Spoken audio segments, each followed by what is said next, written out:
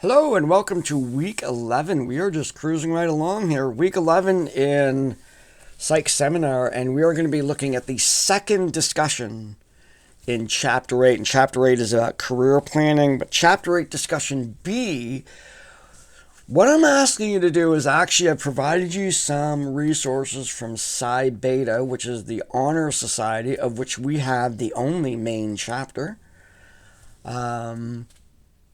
Might consider that in the next coming semester if you want to be involved in the honor society. I'll be sending out applications I'll be sending out information regarding how to apply to be a member of that honor society here at KV.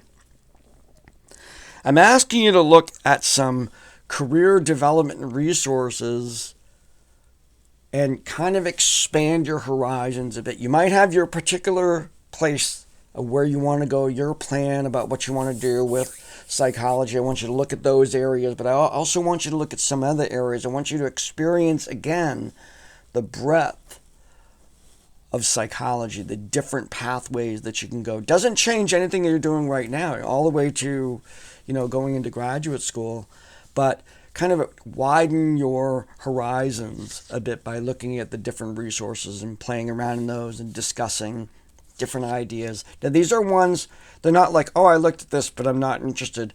Look at the ones that you might be interested in and take a look. If this didn't work out, if your primarily plan A didn't work out, what do you think would be your plan A, plan B, or plan C? Those kinds of areas. So that's the discussion for the chapter. And then we're going into the fourth discussion regarding the Pinker book. Now, this is a tough one because Pinker presents that one of the challenges we have regarding social issues in our world today is that politicians and pundits like to present issues of having simple solutions. Vote for me and I will fix this problem. Now, social science has for a long time looked at social problems and analyzed that social problems are complex and therefore the solutions need to match that complexity. It is a tough sell. I'm imagining that it would, if I was ever running for office, it'd be a tough sell to say, all these problems are big. It's going to take a complicated solution and stuff like that. That's not a selling point for votes. We know that people will vote based on simplistic solutions, as we'll see, with pundits in the news. But the truth is, we look at a social problem and it's complex.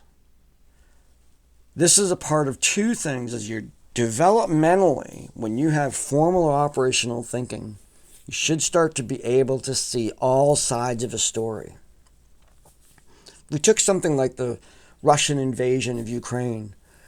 As much as there might be simplistic ideas that come out, that is an incredibly complex thing going on there with different ideas among various different people, all the different nations in that area, the viewpoints of Europe and the European Union, the people, the military, and the leadership within each one of those countries.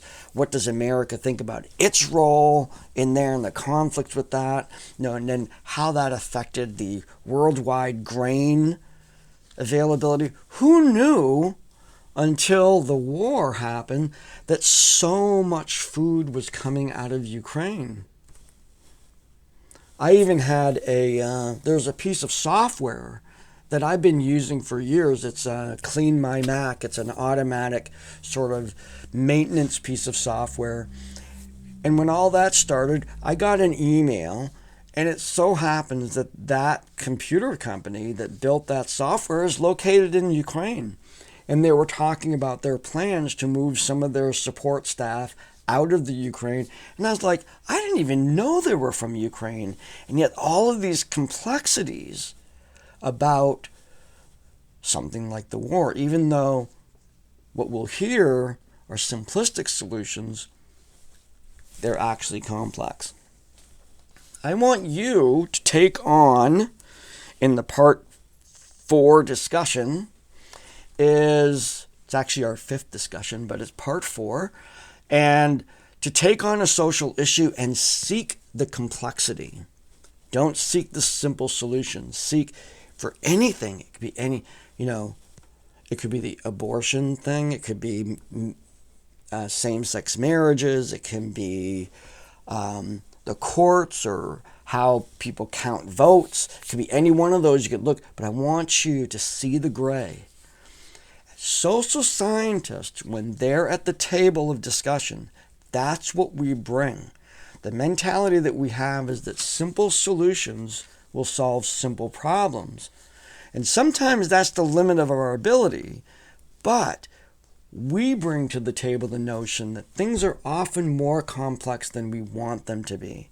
We have to take more points of view into consideration before we make a decision. That's a classic issue that I've experienced almost in every one of the places that I've worked, is first the frustration of simple solutions that have not been vetted out to see, how is this going to impact different people. And that's, of course, is always frustrating. But then I almost see it as my role as the social scientist in the room to say, hey, wait a minute, there's lots of different viewpoints here that we need to represent when we're thinking about problems. And, much to the chagrin of some of the people there who just would rather we got to the point. But what we bring to the table is that skill to be able to recognize things are almost never black and white. And so that's the exercise in the discussion, is to share a social topic that's important to you, a social problem, and then work together to identify all the different angles to that, because that is our skill set. That is something to put on a resume and advertise about yourself. So to me, this is a very, very important part of the critical thinking that comes from social scientists, and I think Pinker does a really good job illuminating that for us. So that brings us to the end of this week. So here we have this week. Next week, it's Gobble Week. It is Thanksgiving week. There are no assignments due. There's going to be no discussions all that whole week. Technically, the school is open Monday and Tuesday. Wednesday is now off. Thursday's off, of course, and Friday's off. I designed my classes so there's nothing going on the whole week. So you're free that week, free from this class. Don't know what expectations you have in your other classes, but you don't have anything to do this week. So let's get to the end of this week.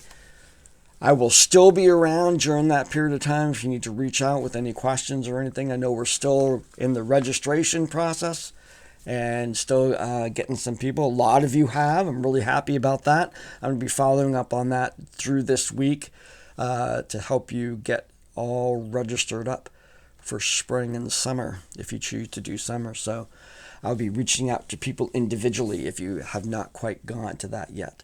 So enjoy this week. We have a break at the end of it, and I will see you in the discussion boards.